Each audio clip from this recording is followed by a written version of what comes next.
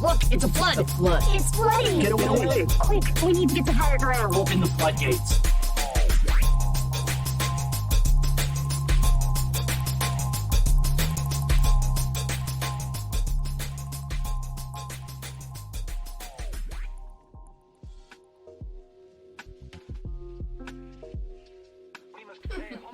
You know that feeling of emptiness and hopelessness Barbie doesn't. that comes when you approach the end of a good TV series or something? Oh, I hate that feeling, dude. I was just talking to my brother about this, right? We were talking about video games, though, right? And it was like when you get close to the end of a good video game. Was it Tears of a Kingdom? No, it's actually Ragnarok. Oh, for you. Yeah, when you get close to the end of a good video game, though, right? Like, I have found myself purposefully not watching a TV show or playing a video game anymore when I know I'm close to the end because I don't want it to be over. Right now, I'm torn. Right? So... You're not playing Tears of a Kingdom, you're just crafting. Stop it. No. I'm playing Tears of a Kingdom. You're not playing the story, you're just seeing what kind of wild shit you can build to torture all of the fucking... Earlier this morning, I did the fire dungeon, and then, spoiler alert, Dun-dun. I needed to find a fifth sage all of a sudden. All of a sudden, there was a fifth sage So then that I was had to go on his page. down into the chasm and find the fifth sage, who, by the way, is a fucking robot.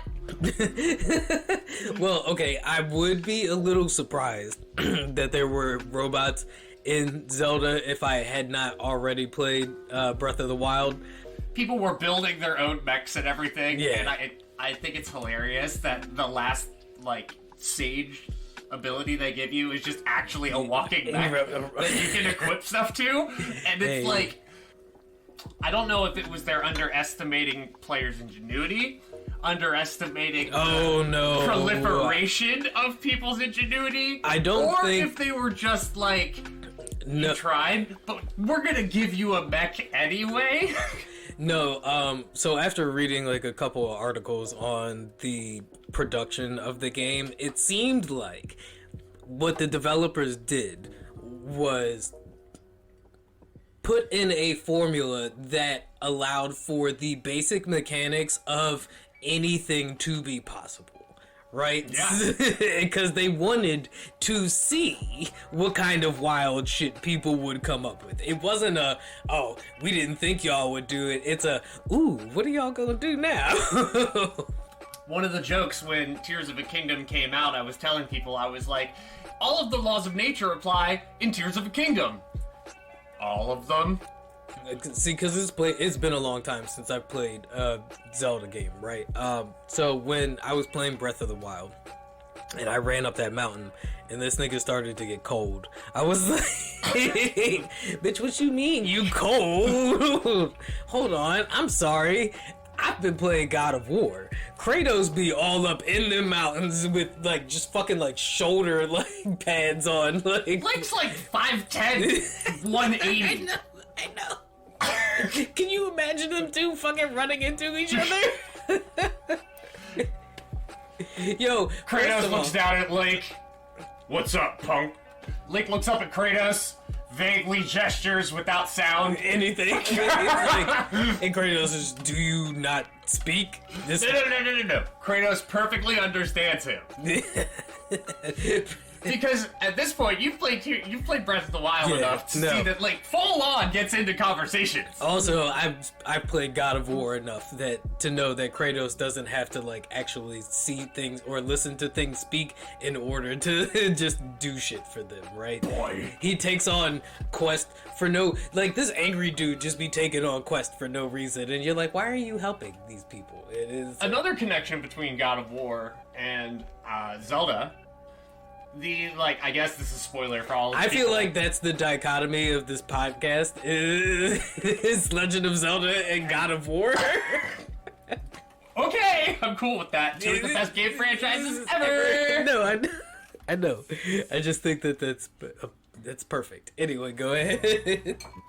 Atreus, when I was playing God of War for the first time, I'm like, oh shit, this is like a companion that doesn't fucking suck. Yeah. Well, no. like a companion you're responsible for. Yeah, I mean, I do feel like... Okay. When the companion aspect was introduced in the God of War franchise, right? First of all, it's something... Well, let's go back to the first companions that were awful. Like Crash Bandicoot levels and things where you had to, like, protect somebody. Oh, well, and they would yeah. They wouldn't follow directions at all. Escort missions are different from, like, companions. I feel like... But when you're when you're responsible for your companion's well-being. Yeah. So, when Resident Evil 4 came out, I felt like that whole escort mission style changed when they made Ashley have the ability to duck when you're aiming at her. That was a game changer. We were like, oh my god, Ashley is so smart. Escort missions are universally hated for the specific reason that the thing or person that you are escorting is always a hindrance, is always like getting in the way. It almost seems like they're programmed to be until insufficient. Like God of War, and Atreus is super fucking useful. Well, that's what companions, however, are different, and I can't think of too many video games other than like Donkey Kong, right, where you have like a companion aspect. Like even when you're playing single player, you can still use Diddy for certain, unlike Banjo-Kazooie, right? Yeah. Like those games. And so when you're used to God of War being like the hack and slash puzzle franchise that it is, the idea of having a companion almost to me felt like it was going to be more of a hindrance, right? Like I was like, oh, okay, this is going to be like a cheesy, gimmicky kind of thing. But the story that they tell with Kratos and Atreus made up a lot for that. And Atreus, the character, the gameplay with the character Atreus wasn't like cheesy, or it didn't feel like shoehorned in. No, it's straight strategic.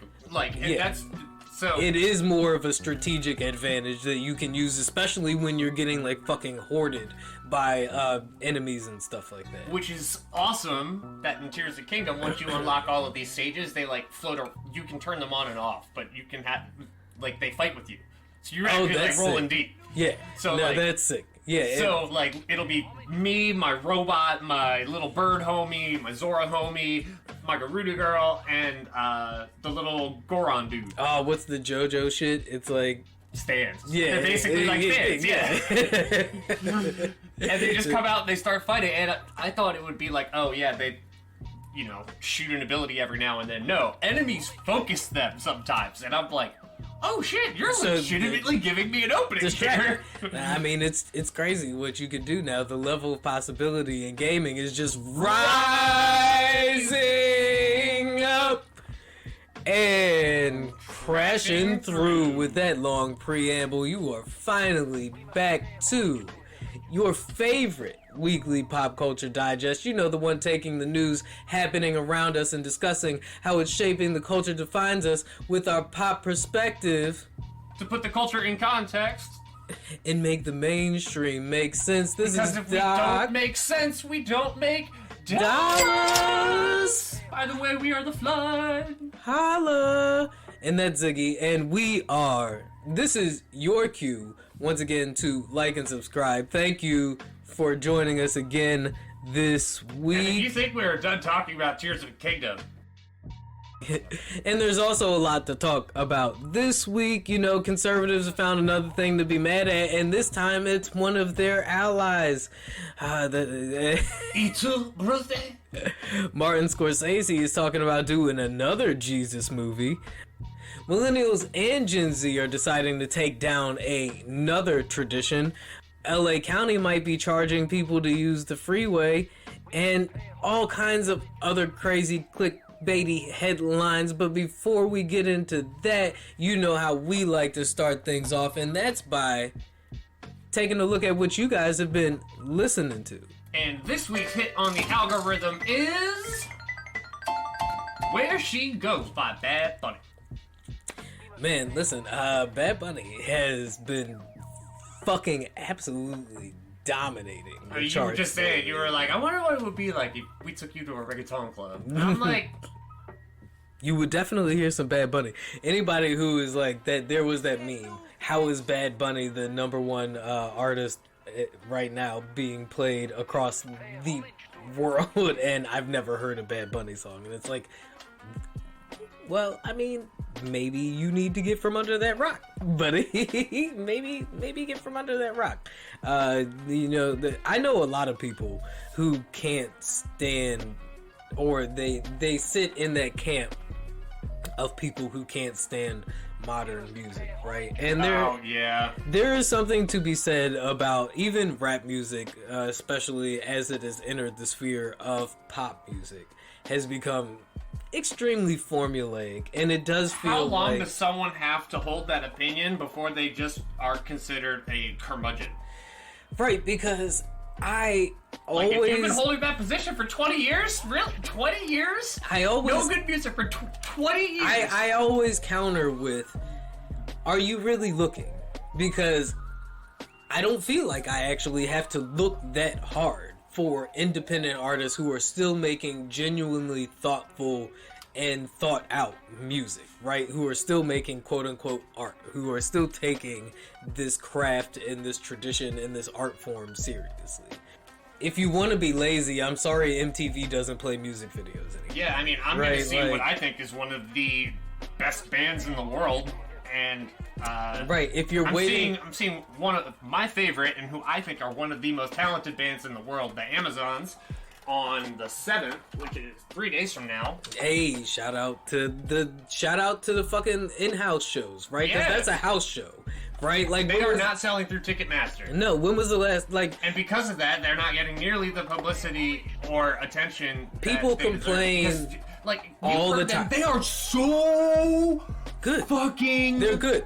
People good. complain all the time that rock music is dead, right? And I'm like, well, when was the last time you've been to a house show? When was the last time? It's been a while for me. Yeah, I'm not gonna sit up here in front, is at but the like, basement of a pub. This is the perfect time to really start supporting the indie scene again. Now that things Maryland's own Pulp Noir, shout out Raph. Yeah, because they got a fucking show coming up, right? Like, shout out to friend of the pod, Raph and Pulp Noir. Yep. They have a show coming up. Caffeine Rush also has a show coming up. This is the perfect time for all of you fucking mouth breathers who love to just complain that the system has ruined everything and art is dead and they've co-opted Burning Man and they've gentrified Coachella. Like, you can't get cheap tickets anywhere, right? Now is the time to support your local industries because they are breathing life into music right now, especially with like this post-COVID scene going on. There has really been a resurgence for independent local venues who are trying to make the scene like thrive again, right? So, like, God damn it, what's the word I'm looking for? Who are really trying to like cut through all of that mainstream bullshit. The Amazon show, they're not selling through Ticketmaster or Live Nation or Ticket Nation, whatever the fuck they want to call themselves now. They're the same company. They sold through this app called Dice, and the ticket after tax and service fees was $19.84, which kind of was a red flag for me. I'm gonna be like the Jay-Z gift, rock it out, and then look it up for an asteroid. Like, you're like, did y'all do that on purpose? Was that on purpose? The 1984 thing? Yeah, but no, that's actually gonna be like a little Flood fan show. Falcon's gonna be there, Young Callan's gonna be there, Little Bees, the Lightkeeper's gonna be there. And listen, if y'all want to show up and support local music, then y'all can show up and see Zig, right? So, well, by then it will be over. But I will tell you that you missed a hell of a show. Y'all missed a hell of a show. Cut that part out, right? I guess that would have been good for last week's episode. Or it was a bad show, but I'm not gonna say that it was a bad show. It was a good show. It was the best show. It was the bigliest of shows. Oh man, speaking of bigliest, Trump just keeps getting in biglier and biglier trouble, right? Digging a biglier and biglier hole. A deeplier and deeplier hole? Man, I just keep seeing all kinds of new, like, CNN apparently just dropped a new, like, bombshell when it comes to the allegations against him trying to bribe the Georgia. Did you see the other huge name that's leaving Fox? No, who? Shannon Sharpe. Oh, from Trump news to Sharp news. Hey, listen. FS1 is going to be buying out Uncle Shannon. FS1? So... Fox Sports 1. Oh, okay. All right. So they're buying out his contract and saying goodbye to... Yeah. Oh, that's... Okay. I get you now. So you're saying... They're like, and we can't do this anymore. I'm pretty sure it's the other way around. I can't do this anymore. Oh, you think Shannon is like... Listen, it seems like black sports media is kind of had enough of it, right? And the only one who's still remaining on that ship is Stephen A. Smith. I feel like we should take a break because you need to see this clip. Good to see you, Shannon. I understand you have something you want to share this morning. Good morning, yes. Morning. There's been a lot of speculation of why I wasn't on air yesterday, and I won't get into speculation or conjecture or innuendo, but I will say this. In watching that game on Monday night, what happened to Damar Hamlin struck me a little different.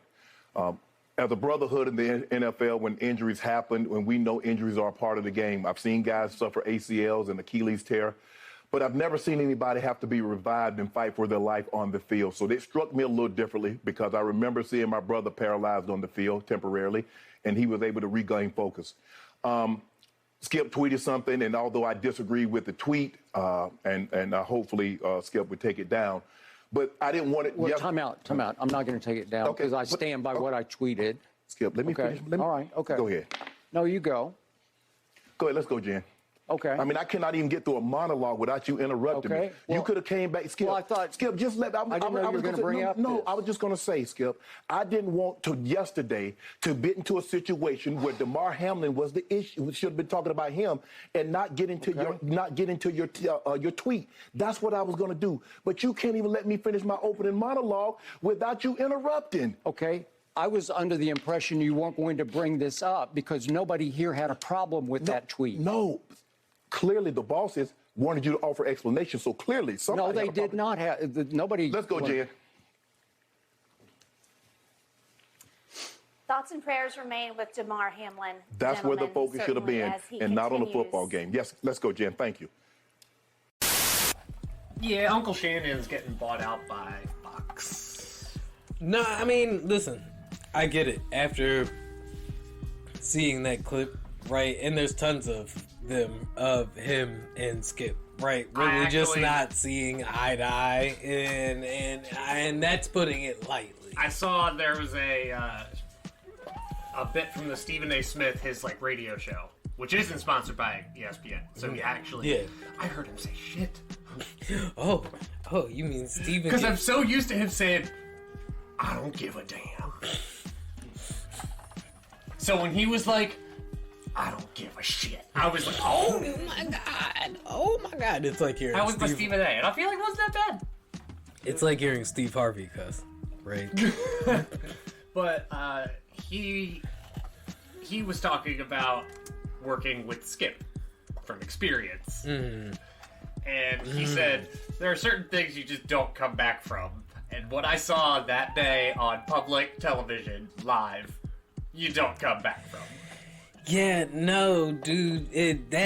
That's why I asked you, was this live, right? Yeah. Because I feel like there would have been a difference in Fox Sports choosing to air that versus them having that discussion and there was no choice to cut away from camera, right? Like that was real. Yeah. Right? Like that and I just feel like there's no reconciling that. Yeah.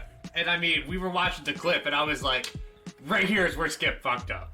Yeah, and refused to reconcile. That's why I said there's no reconciling that, because Skip said right then and there, I'm standing 10 toes on what I said. Like, and Shannon was like, all right, I'm not even really trying to talk about that. I'm not trying to talk about it. I was just trying to give my thoughts and prayers to this player who suffered a horrific injury. And you want to talk about the game. That's the difference. When you have actual players as correspondents for these events, who know the kinds of things that these dudes are really going through, right? Versus it's all about the game until it's not. Yeah, versus somebody who just sees it as a journalistic avenue, right? And you need both. You do need both, right? But with all due respect, that shit was fucked up. I'm not gonna lie. The idea of seeing Brian Windhorst play basketball is wildly entertaining to me. Could you imagine Skip Bayless in shoulder pads? He probably would post an Instagram selfie. No, like... And it'd say, I'm a beast! Right, like a golf polo, yeah. No, I could totally see here's the thing, though. Like, the debate sports talk show exists because of Skip Bayless. So you're saying Skip Bayless is the reason why... Well, yeah. I mean, Skip Bayless was doing it with Stephen A. back in, 2013? Before that, if we go even farther back, he was doing it with Woody Page on Cold Pizza every morning. Damn. Do you remember that? Cut. No, absolutely not. That's why I said it's a deep cut. Yeah. First Take used to be called Cold Pizza, and that was a sports variety show, and First Take was still kind of a variety show. First Take became its own thing. Get Up now lives because Cold Pizza died. So, what you're saying is that Skip's attribution to sports talk media as we know it today cannot be denied. No. Right?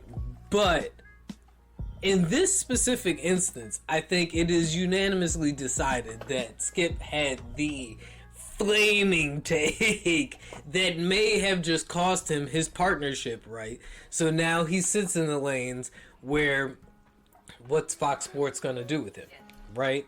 So, sports debate shows are great, right? Because it's a parasocial way to have the barbershop conversation, right? Yes. And you see it adopted in news media, where you just have people fighting from two different sides. The difference in sports media, which makes debate shows fun, is because, the results are largely inconsequential to everybody's actual everyday life. Yeah, no. And, if you just say, oh, you are a fan of that other team, is different than saying, oh, you're just a Nazi. I feel like sports media was the way to have that, like you said, parasocial conversation everybody is having after the game. Do you think right? Like Jon Stewart wouldn't have a problem with Crossfire if it was on ESPN? No, but that's the issue with politics, right? And news media is they have gamified and sportsified, WWEified the fucking everything is the WWE now, right? Everything. Thanks, Vince. Thank you, Vince, because now everything is the WWE. And it's not great for the Republican Party. It's not great for the Democratic Party, and it hasn't been great for news media in the 24-hour news cycle, right? That is now completely dominated by all these fucking just also ridiculous Will Cain is a clickbaity- walking example of if you can't make it as a sports journalist, at least you can be a conservative talking head. So do you think that's where Skip Bayless goes next? I think that's where Skip Bayless would thrive if that's where it happened. Do you think he goes to Fox News or do you think he goes to CNN? No, I think he stays right where he is. At Fox? I just don't know who's gonna Do you think it takes Tucker Carlson's slot? No, I just think Skip Bayless doesn't. Can you imagine Skip Bayless going like far right after Shannon Sharpe leaves? And it's like, you know what the real problem with the NFL is?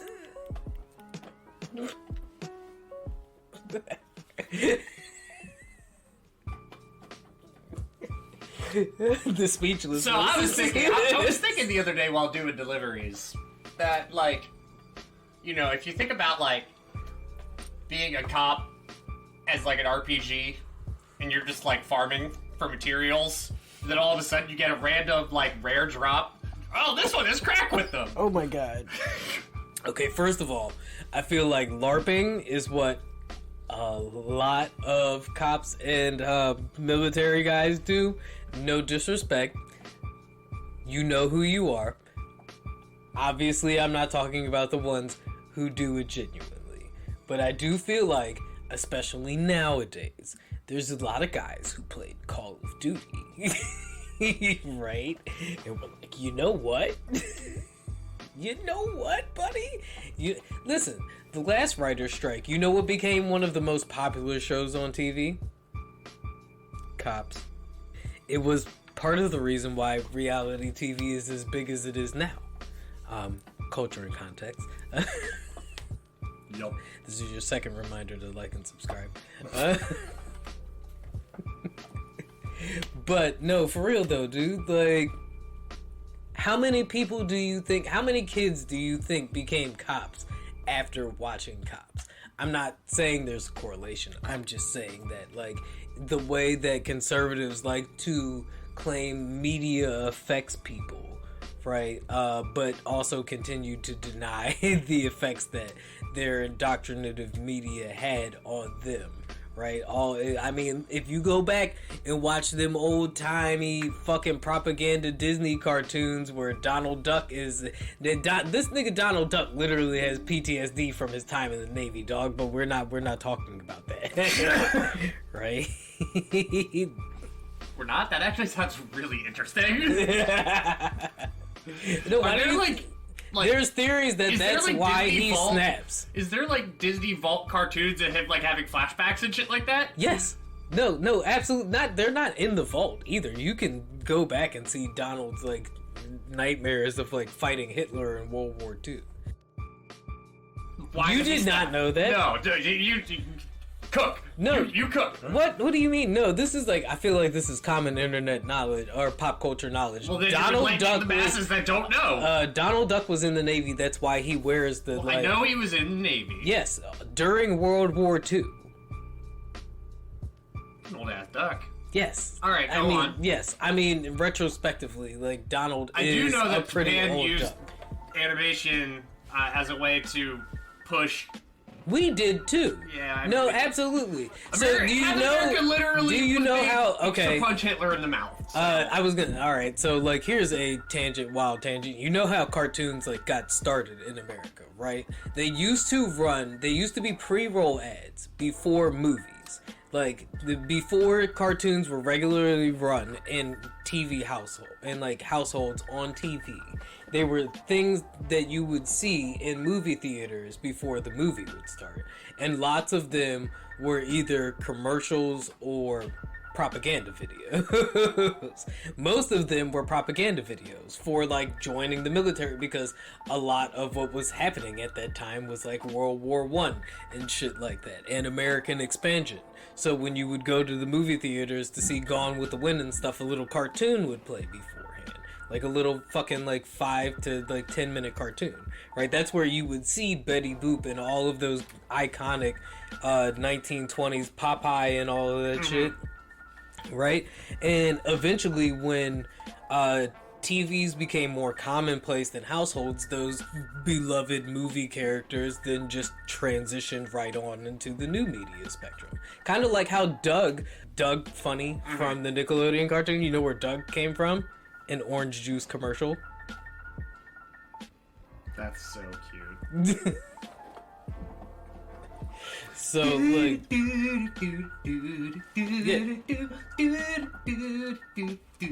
older kids around that time would have recognized, or might have recognized, Doug from the orange juice commercials.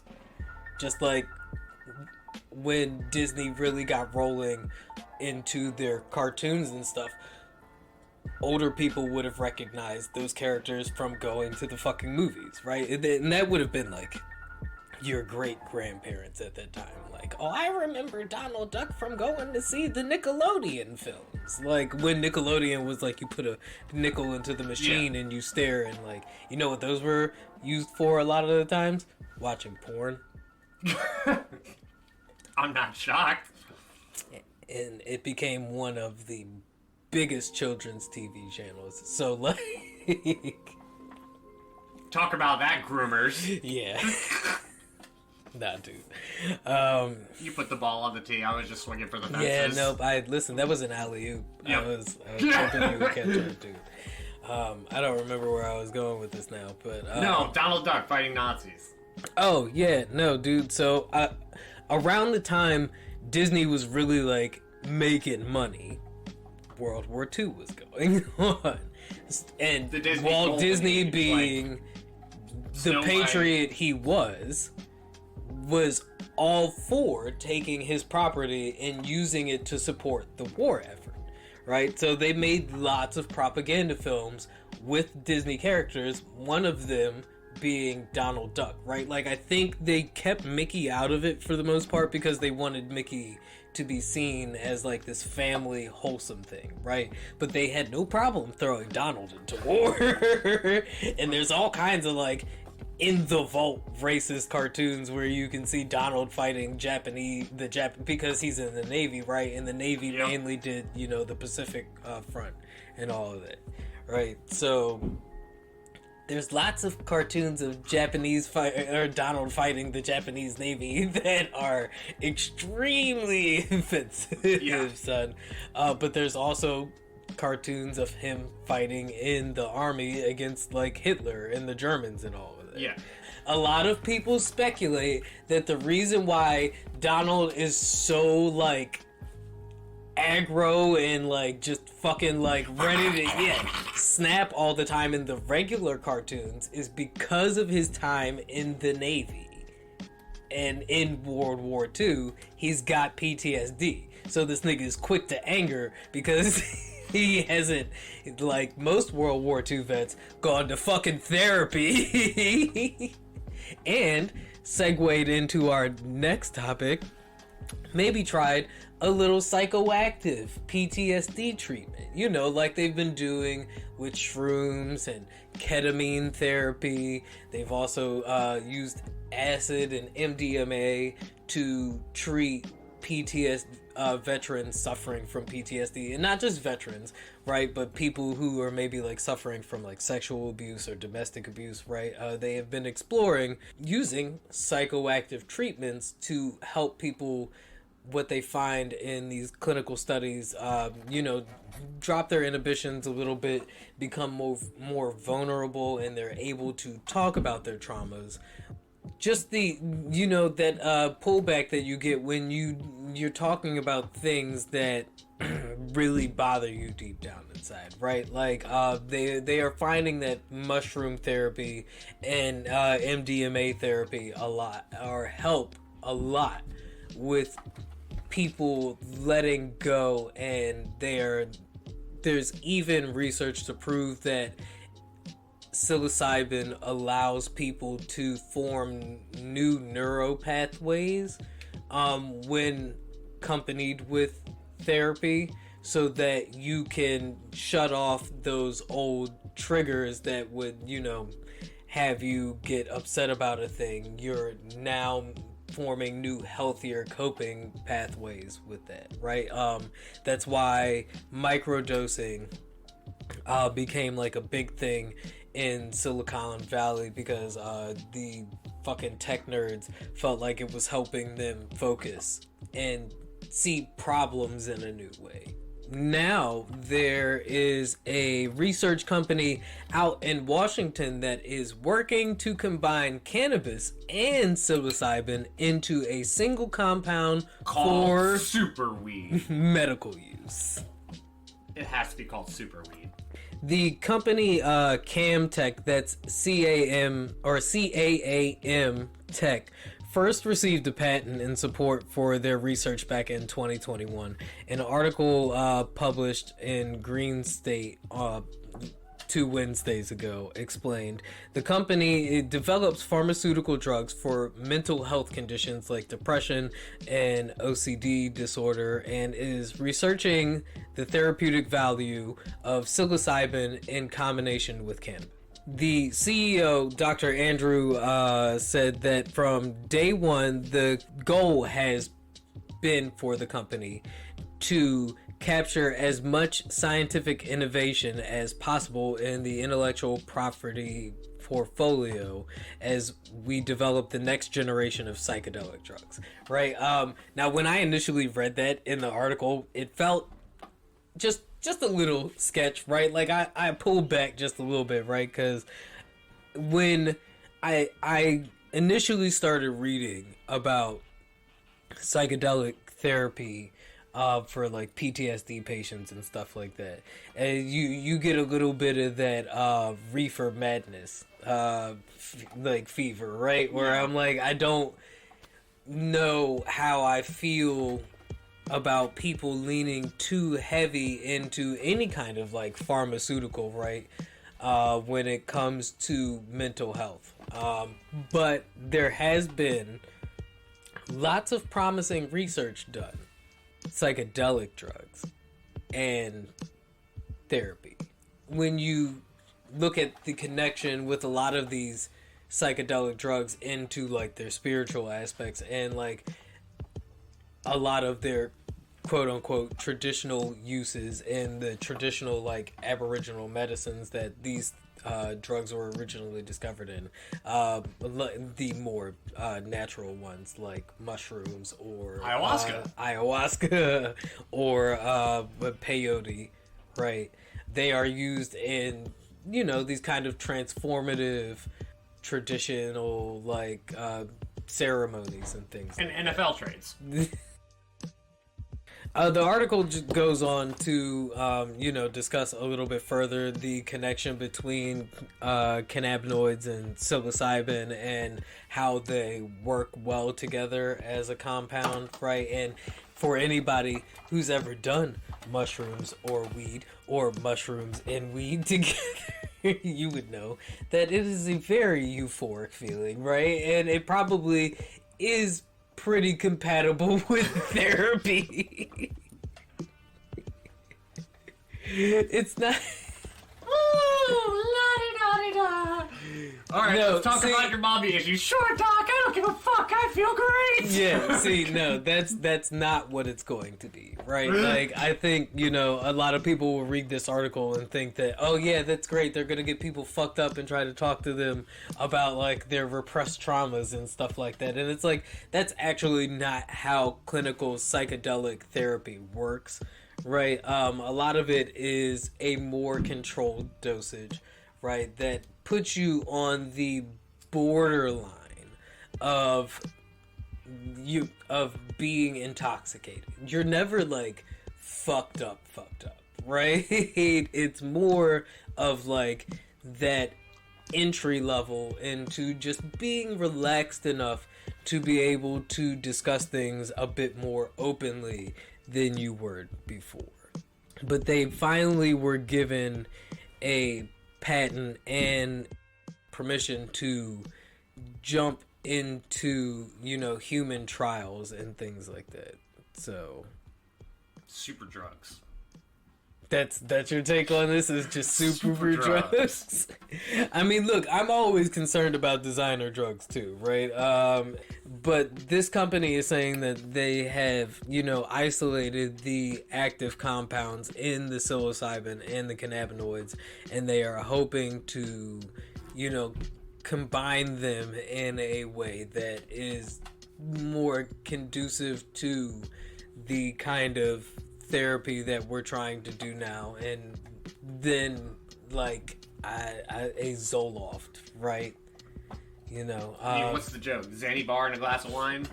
a lot of the mental health medications that we have now don't necessarily work the way that we would all hope for them to, especially when you hear like the medical ads for these things and it's like suicidal thoughts may be a side effect of taking the drug that's supposed to make you not want to commit suicide anymore. It's a different voice. It's like going through auto-tune. With legalization progressing as it is now, right? Do you know they say, dude, what is it? Schizophrenia is like regional, right? Like in the West, people who have schizophrenia tend to hear more, they tend to be more like paranoid because the voices in their head tend to be more like negative and aggressive. But in the East, in places like India and China and stuff like that, people who have schizophrenia, the voices in their head tend to be more positive and friendly. They sound like they'd be rad at parties.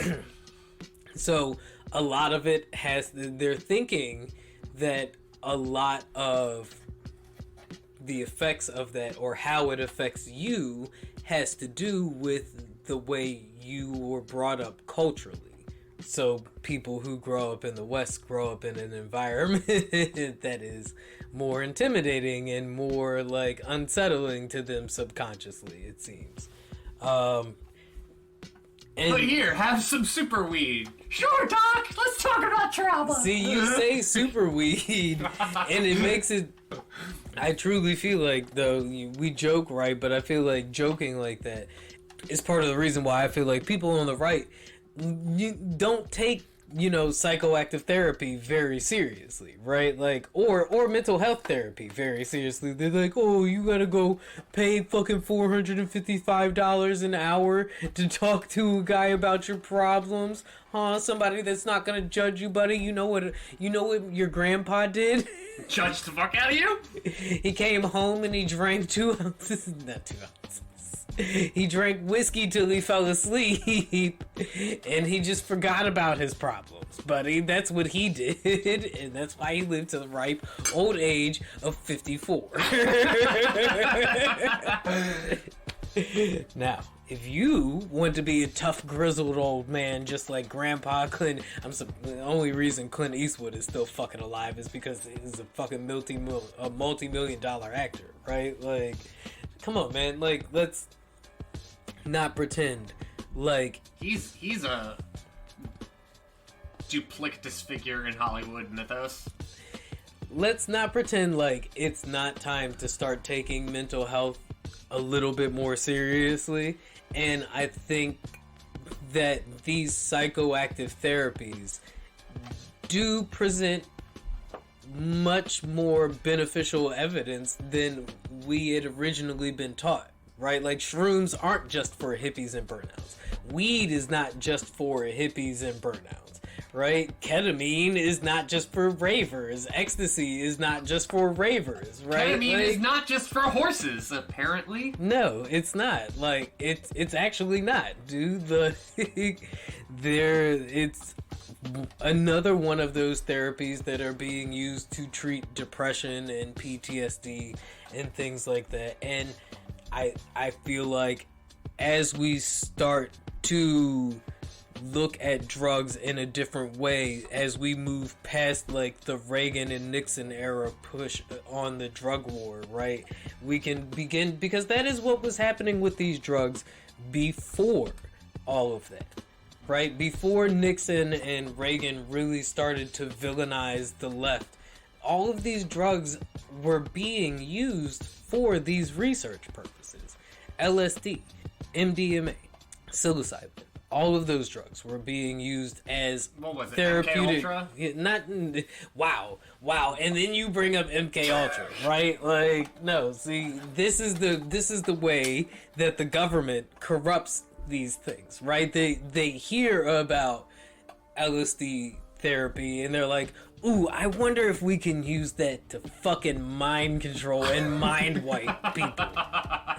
because they're using it to because once again, as we said, there is research that has been shown that says that these psychoactive drugs, especially psilocybin, right, can help you develop new neural pathways, right, which can help somebody suffering from PTSD relieve themselves of triggers that would cause them to, relapse into their destructive tendencies, right? Or, the tendencies that cause them to feel insecure. So this is potentially a good thing. But like with nuclear energy, right, where we could right now potentially be powering the entire planet on just like a few nuclear reactors. Russia and New Jersey had to fuck it up for everybody. And now we can't have nice things because of, fucking... Russia and New Jersey. I was gonna say Project Manhattan. That was wholly reactionary. It sucks, right? Because I do feel like these are potentially useful therapies in an environment where the things that we are currently using are not useful anymore, right? Mm-hmm. Like, people are absolutely abusing these things. But as legalization progresses, we are seeing a new forefront being pushed in these areas.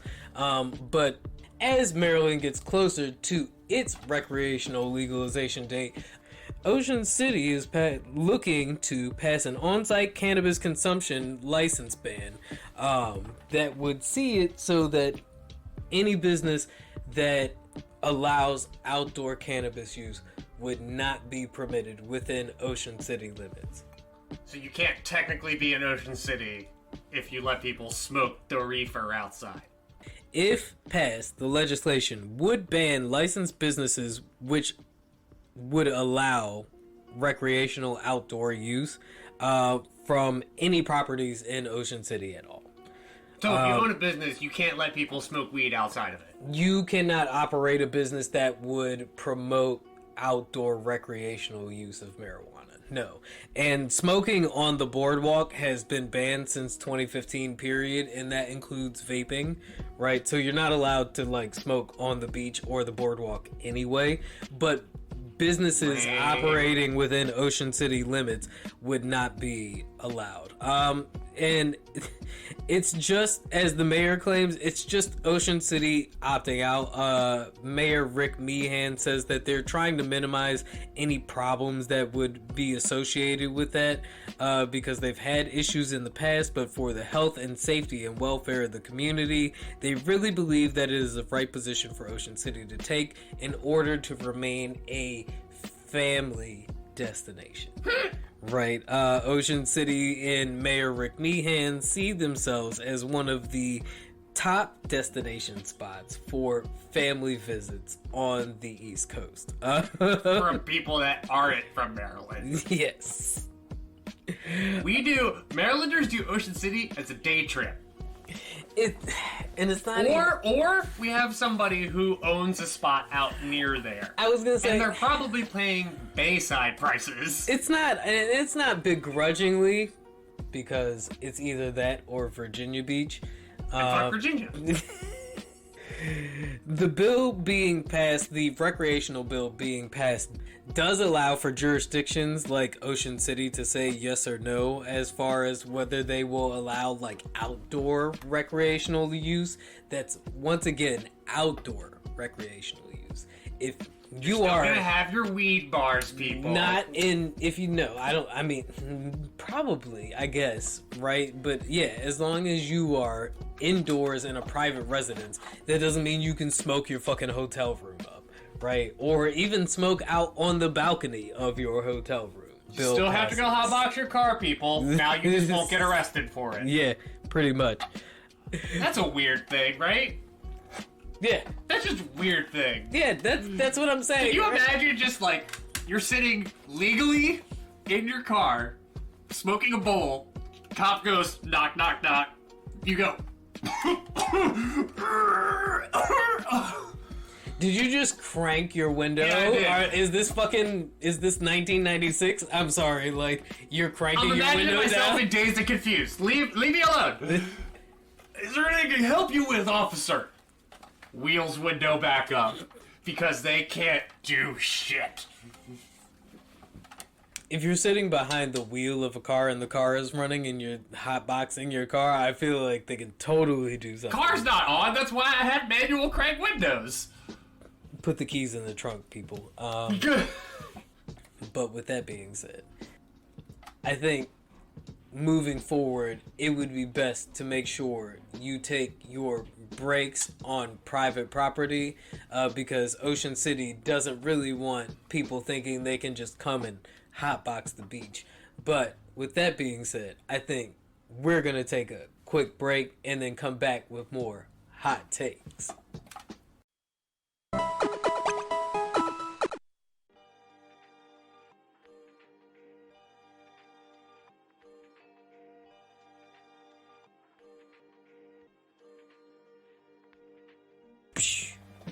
Welcome back. Speaking of welcoming back, your boy Martin Scorsese back in the news. When did Martin Scorsese become my boy? Don't deny it. You know you love. I do love Marty. What the fuck? Anyway, What, The Voice? Martin Scorsese recently debuted his newest flick at Cannes, right? Killers of the Flower Moon. Cannes being the film festival, right? Yeah.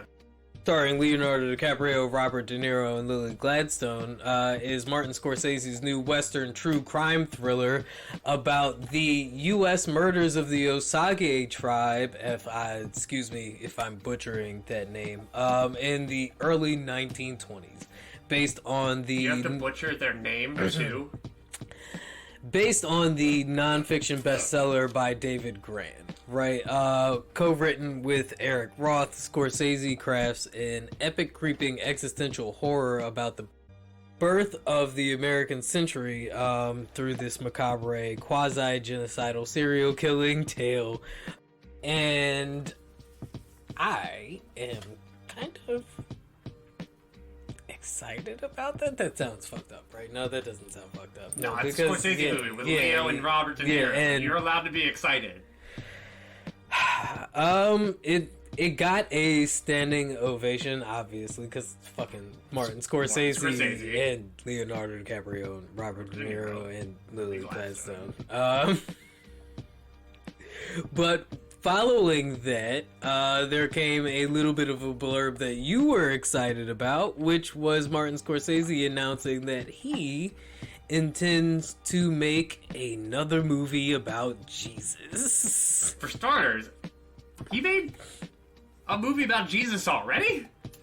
Yeah, you haven't seen the, so I've seen some of The Last Temptation of Christ, just like how I've seen lots of movies, right? Like I've seen clips and I've seen it playing halfway through and watched maybe like 30 minutes of it and then clicked off because I was like, what the fuck is this? But yes, no, this would be Martin Scorsese's second movie about Jesus. The last one being The Last Temptation of Christ starring Willem Dafoe. Right. When did that come out? 1988. Right. I'll have to watch that. It angered many conservative Catholics for its depiction of Christ, a man torn between God and earthly pleasures. The film included a dream sequence in which Jesus had sex with Mary Magdalene. Oh no. So, scandalous. You know, Martin Scorsese be, pushing boundaries. This won't be a Mel Gibson affair, right? It might be as bloody as a Mel Gibson affair, but it won't be, that kind of deal. Martin Scorsese has already flown out to the Vatican to meet with the Pope to talk with him about the potential workings of the movie. He's excited about it. He's not denying it. Like, it's him who said out in the open that this is what he plans to do. Martin or the Pope? Are you suggesting that the Pope said that Martin Scorsese is going to make a movie about Jesus? Like, the Pope is just running around to, like, TMZ, like, hey, yo, Harvey. I have a message from God. And by God, I mean the god of Hollywood film, Martin Scorsese. He's tired of the Marvel shit. We're going back to the OG franchise. He's like, I get it. We're Your roller coaster rides. We're rebooting. I want a Ferris wheel. We're rebooting Jesus. Bringing Jesus into the 21st century. 2023 version of Jesus. Before Marc Wahlberg has a chance to do it. Nobody will believe Jesus in 2023. They just say he's really good at editing. Have you heard that Marc Wahlberg has a faith-based production company? Like a company that makes movies about Jesus? No. Yeah, you know, because he's trying to show Kevin Sorbo how to do it. And as a matter of fact, he's really sticking to it. And so much so that, according to a Fandom Wire article, Marc Wahlberg is currently petitioning the U.S. government to give him $190 million in tax credits to turn Las Vegas into the new Hollywood, baby. What are you going to do with $190 million in Vegas? Marc Wahlberg has approached the Nevada the Nevada government, expressing his desire to turn Las Vegas into Hollywood 2.0 with a package of $190 million annually in tax credits for starting a production business in Las Vegas. A couple of weeks ago, for passing a bill on film production, stating that he's looking to create around like 10,000 jobs with this studio alone, right? So he's pushing like the job creation aspect of this, in stating specifically his frustration with Hollywood favoring certain groups of actors and things like that. And here's where I'm gonna have to agree with Mark a little bit. You're gonna agree with like the ultimate masshole? Begrudgingly, and I don't dislike Marc Wahlberg, right? Like, I think there are fair judgments to place I think on Marc Wahlberg is Wahlberg. hilarious, personally. I think the idea of him running a faith-based production company is absolutely crazy considering his trajectory, right? But in this Fandom Wire article, as I said, that was probably cut out earlier because it should be cut out, Futures. That his wife was like looking to leave Hollywood and move to Florida, and they bought a home. He bought like this fucking huge, what did it say? Like fucking 12.5 acre. 2.5 acre plot in Las Vegas, right? That they moved to instead.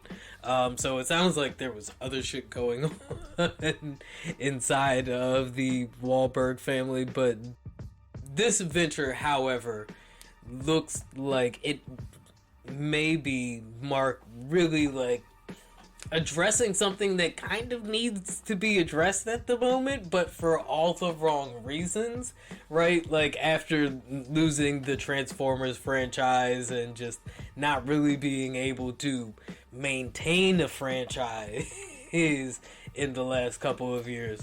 How many Transformers movies was he even in? I think I've only ever seen one with him. I think it was at least 2 of them, but... Was he ever in one with Shia LaBeouf?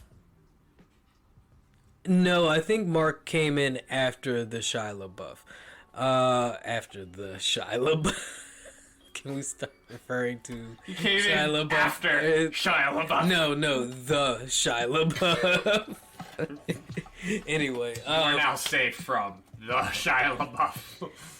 This is one of those things where I feel like Mark is right for all the wrong reasons, and I don't know if I trust Mark Wahlberg to be the guy that starts the new Hollywood. Trust me, bro. You can't keep me cooped up in here, okay? I am a peacock. You gotta let me fly.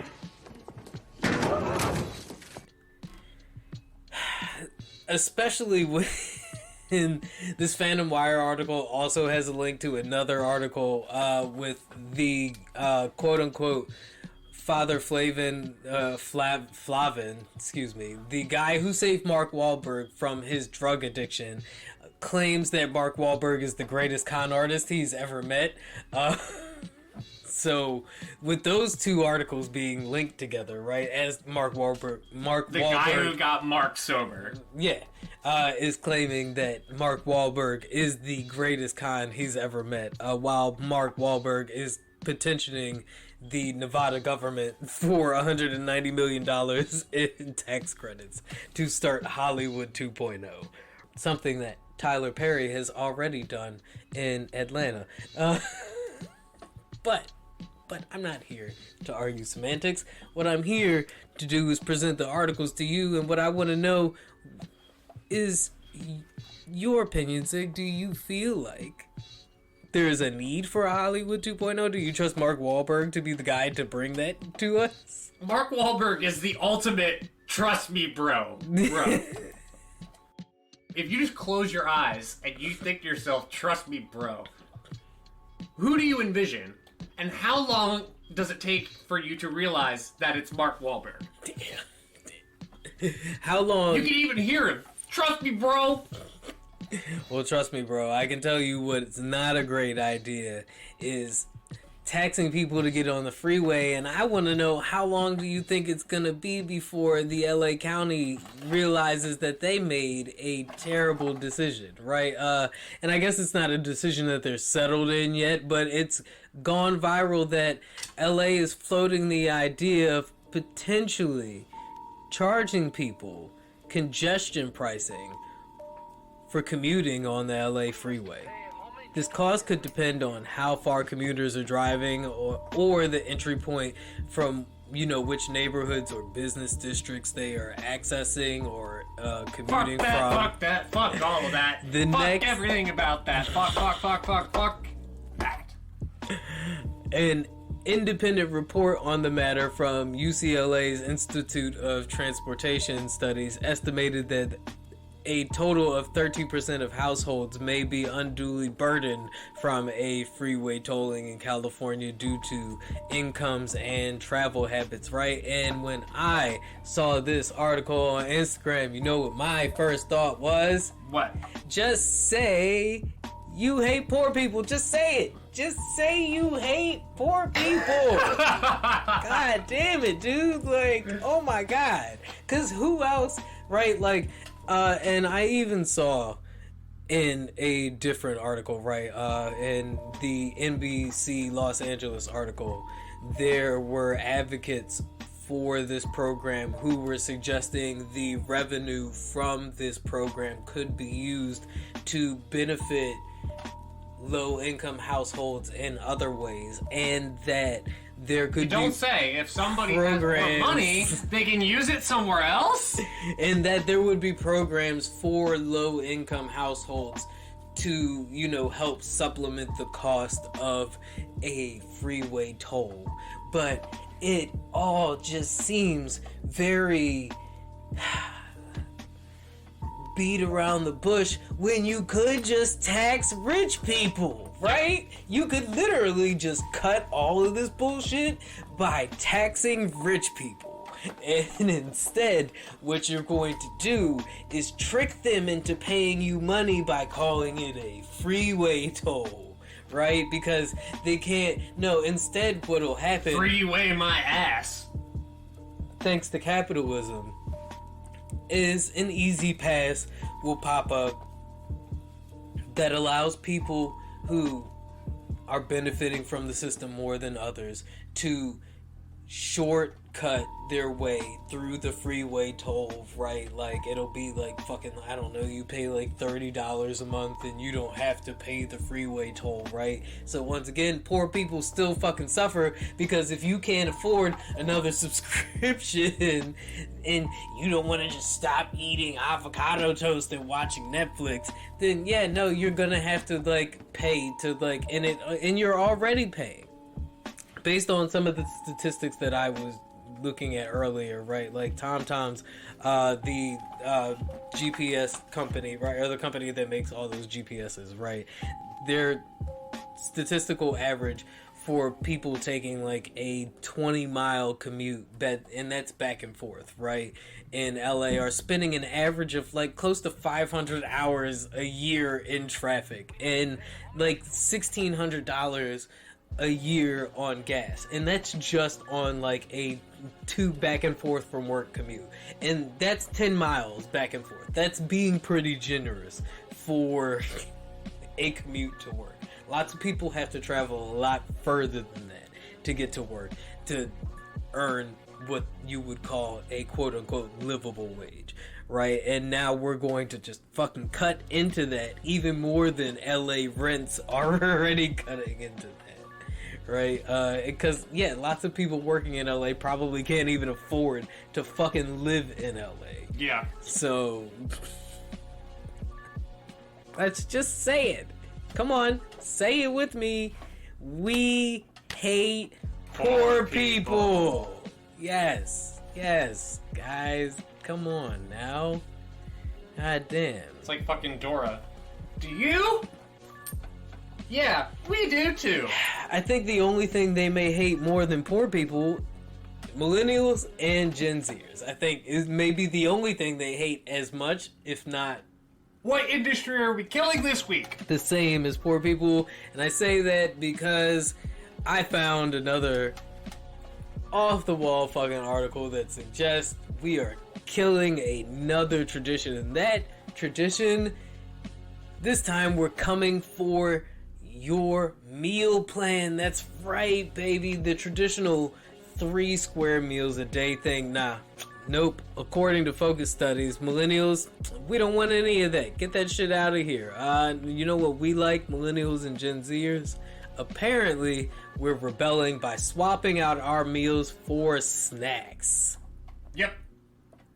According to Nick Graham, the Global Insight and Analytics Chief over at Mondelez, which is the company behind Oreo and Ritz brand, right? He told Fortune magazine that what we've really seen is they're big snackers and they want variety and diversity. I hate everything about this article, by the way. Like, everything about this article pissed me off so much because it all boiled down to millennials and Gen Z don't have the time to sit down and eat 3 square meals a day, so they snack a lot. And they want snacks that taste good and are healthy for you. You don't say. That's no bullshit. That's literally how I felt reading this shit. Graham gave examples of limited edition Oreo packs, which included, Lady Gaga version themed cookies and spicy chicken flavored chips and things of that nature. Products, he said, were designed to offer consumers something familiar, but with a twist to elevate the snacking experience for Gen Z and millennials. We think about them not just as a product, but as a whole consumer experience. I think what's as important for this generation isn't just the flavor of the product, but it's the experience.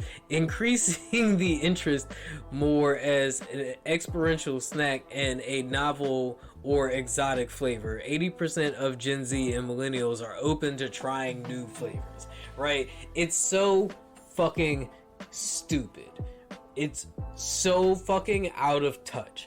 Right? They don't understand that the next quote is literally, Gen Z and millennials have grown up in a world of choice, Graham says. What we've seen is their need for snacking is much more diverse because we have a broadened horizon of taste. They're acting like we are so demanding. And we need this like special like artisan like it's here's how this goes. When we were kids, we always would get to grab something and throw it in the shopping cart, and then we would hang out with friends at their houses and they would do the same thing but for different things.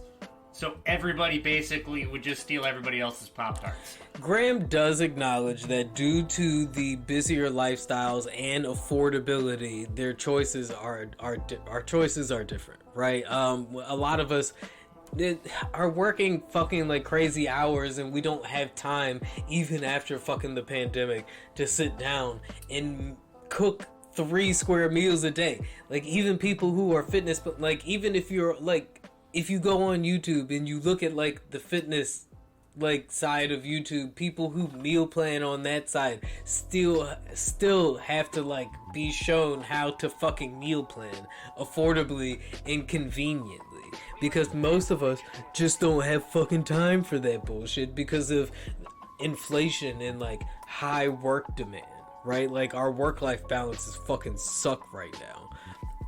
The article goes on to mention how like a lot of snacks that have been popular over the last couple of years have gone viral on TikTok, as if like social media is this driving force in our like snacking culture. And I will say, I was at 7-Eleven the other day, and you know it was right out in front of me on the cash register display? Mr. Beast D's Nuts Bars. Shut up. I'm not even joking. Mr. Beast D's Nuts Bars. I feel some kind of way about the gentrification of these nuts, but we're not gonna get into that right now. The article goes on to say other bullshit things like these younger shoppers are a little bit more demanding because they know they can be, and that's how they've grown up, and I think the industry responds pretty well to that. I feel like that's not how capitalism is supposed to work. then we really need to sit down and have a discussion about what the fuck capitalism is, dude. It's like, look, this is the system that's to blame for everything, and we're not even using it to its full potential. I'm just saying, like, this art, like, when I found this Fortune article, it made me feel like the writer was complaining about the shift in the market, and every time I see one of these millennials and Gen Z are killing off this industry, right, they're always complaining about this shift in the fucking market, and it's like, aren't you all the ones that say, oh, the market will decide how trends go? The market will correct itself. And except for when that correction correct goes yourself in a way that you don't like, that ends up with millennials and Gen Z not buying diamonds for fucking wedding rings and shit like that. And oh, we're letting ties go out of fashion. Like, shut the fuck up. And now you're mad because you've put us in a position where we have to work all the time and we don't have time. Nobody has time to fucking cook anymore.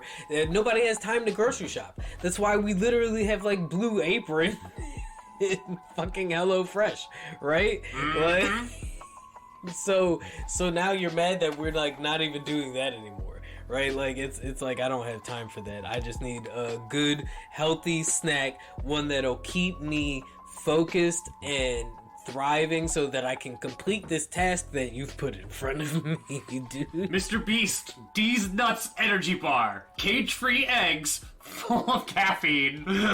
It's so tastes like whey protein powder. It is so delusional, dude. It's so funny to me. Like, oh my god, yes, we're demanding more from our snacks. We're demanding that they aren't just packed full of sugar, right? And that they have some kind of variety, and that they do bring us some kind of like fulfillment that you should get from eating, right? Like, when you go out to fine dining, part of that fine dining is the experience that you get along with the tasty food, right? Yep. Why can we not ask the same from our snacks? If I'm gonna be sitting in my living room rotting away in my bed, right, like a good millennial and Gen Z does when we are experiencing self-care, I want adequate snacks for that. What the fuck? So I'm just supposed to like settle for fucking kettle corn? I'm just tired. Said, please not. I'm tired. It's been a long week, so I'm dragging. Been trying to fix my sleep schedule. Maybe this is a little bit of a Ziggy needs therapy. Maybe Ziggy just needs a break. Do you have anything else we have to talk about? I was gonna say I have plenty more to talk about, but Zig being too tired to talk is just another example. None of this is normal. So we'll be back at you guys in 2 weeks. Thank you all for rocking with us. You should normalize buying all your Yu-Gi-Oh! Pokemon Magic the Gathering, Flesh and Blood, card games, and find board games at tokenfgt.com and use the promo code Ziggy. And if you use the promo code, you get 10% off of your order. Thank you guys for rocking with us. We really do appreciate it, even when we're feeling a little sleepy. And we'll see you guys in 2 weeks, which will actually be like, I guess, a month. We'll figure it out. You all know the schedule by We'll now. be around. You can still hit us up on social media at the Flood Pod on everything. And that is on everything. Deuces. Look, it's a flood. It's a flood. It's flooding. Get away. Quick, we need to get to higher ground. Open the floodgates.